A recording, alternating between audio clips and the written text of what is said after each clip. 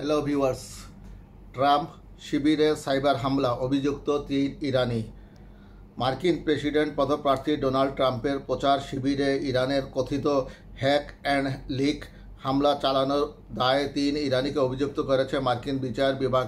তাদের বিরুদ্ধে বর্তমান ও সাবেক সরকারি কর্মকর্তাদের কাছ থেকে তথ্য চুরি এবং প্রেসিডেন্ট নির্বাচনে রিপাবলিকান পার্টির উপর আস্থা কমানোর একটি সুদূরপ্রসারী অপচেষ্টার অভিযোগ আনা হয়েছে।